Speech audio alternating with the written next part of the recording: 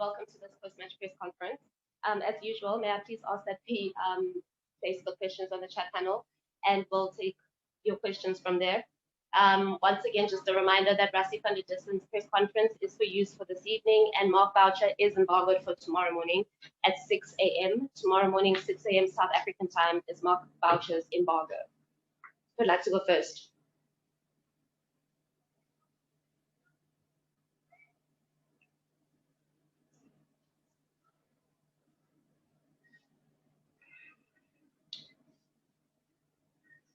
Thanks, Janice. Hi, Rassie. Just sort of what happened in that game, actually. I mean, you guys were dead and buried and 10 overs to go, and then you came back, and also in your innings, you guys were going quite well after 10 overs, and then the last 10 overs, things sort of fell apart. So what's your sort of immediate reading of the game? Yeah, I think it was a game of 3 sections, actually. First 10 overs in our innings, we played fairly well according to plan, and then unfortunately fell away there from the 12th over. Probably didn't have enough runs, and then the first half of their batting went quite well for them. Not that we bowled badly, but Faka took a few chances that came off for him. And sort of once we got to the wickets of him and Baba, that's the third section started, which we fought back quite well, and which effort that I'm really proud of. And yeah, unfortunately in the end, we probably just didn't have enough runs. Stuart. Hi, Rassie. Just on the 4 frontline batsmen picked, did that make the way you had to structure your innings or kind of the rhythm of your innings a little bit different, because you had to be a little bit more circumspect? Did you feel a little bit under pressure, given that there wasn't a lot of help in the middle order? No, not really. The guys that picked to bat in the middle order, guys like George and Vian and Andila, they're players all-rounders, yes, but they're good batters in their own right. And all-rounders' job to do with bat and ball, and so that didn't really play on my mind too much. As a team, we know how we want to bat and the checkpoints we want to reach at stages, and yeah, like I said earlier, to an extent we did. Probably just lost a wicket or two too many in the middle there, and then we struggled to get the momentum back from them. But no, the all-rounders, those guys, they picked to bat and to bowl, and we backed them to be there at the end, and unfortunately for them today, it didn't come off. Anyone else for Rassie? Yeah, can I just have another go quickly? Sorry. Please, yeah, please do it. Thanks.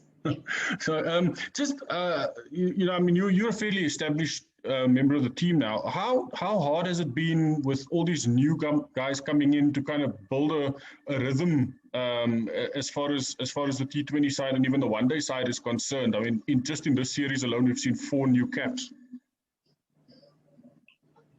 Yeah, we've had our challenges, but from the outset we knew we'd lose the guys to IPL, and then obviously losing Temba to injury was a bit of a blow. So it has been challenging, but in the same breath, it allowed for guys to come in and show what they're about. And yes, there's some young guys, a guy like Jan Mulder, but the other guys are experienced franchise players, and they came into the series with a lot of cricket under their belt, and end of our season, obviously, and it's always opportunities.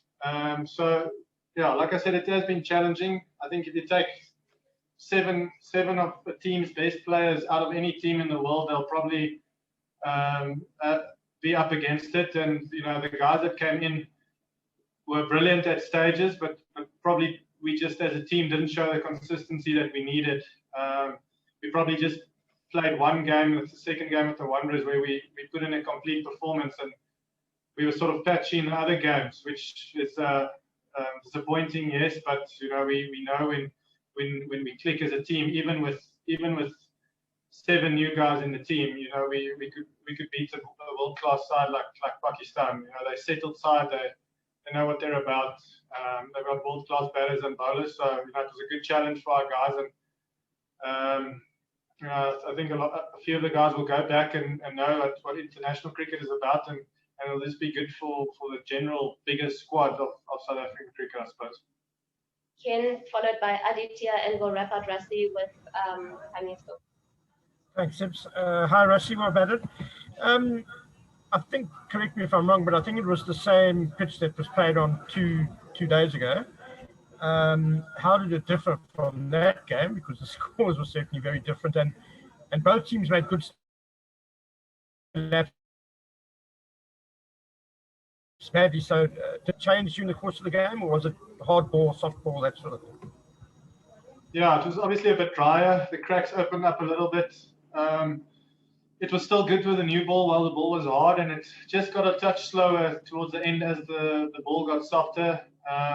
The cutters started to grip, and that's probably why the scores were reflected. I don't think it was a 140 all-out pitch. I think par score would probably be closer to 170 and 180 if we executed our batting plans like we wanted to, and we would have got close to that most definitely, and it would have been a completely different game probably.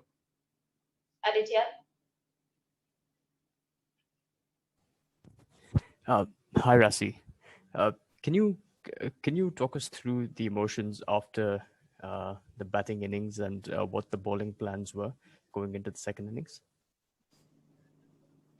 Yeah, look, half time we knew we were up against it. We were short of runs definitely on a good pitch, and at Centurion it's always difficult to defend even if you have 200 like we saw the other night. But we just said this is our final game of our season. At the end of the day, we need to look in the mirror, and at the end of the night, you're going to go home into your room wherever you are, and you're going to know if you gave it your all, and that's all we could ask. If they chase the score in 10 overs, or if we take it to the last over and we win, that the result was almost not at the forefront. We knew we had to go out and fight every ball and be relentless and not let up, no matter how it looked. So, yes, we lost the game, but I think from a mindset point of view, if you are going to lose games, that's probably the way you want to lose games. And good teams probably, I know we didn't win, but good teams win games that they're not supposed to win, and we very nearly won that game, and which we probably, after 10 overs in their batting, we had no right to do. So very proud of the way the bowlers went about it. The new guys especially that came in, and the way they grew in this series, and it's a bitter one to swallow, but at the end of the day, we've got to take these lessons and move forward and use it to become a better team and a better squad. Final question, Kaniso. Good evening, Rassie, and hard luck for today's result. When you look at the coach's tenure of having won only 12 matches, only 4 matches out of 16, where do you guys think you are with regards to your education heading into the World Cup later this year? No, like I said earlier, it's been challenging. The last 2 series now, we haven't had, everyone available. Obviously, the one in Pakistan where the test team had to come back, and now again when the guys had to go to the IPL. So it's difficult from that sense, but we close this home season now. Our next assignment is in the West Indies, and there's 5 T20s there. And I think the positive of this series was for the coaching staff to see the depth in the squad, to give some guys a go and see where they are skill-wise. And I think the guys improved a lot throughout the 4 games, and it's only going to be a good thing. But we'll probably get a more balanced view of where we are when we get to the West Indies, when we hopefully have a full squad available, and we sort of can start building the momentum from there. Thanks very much, everyone. Rassie's press conference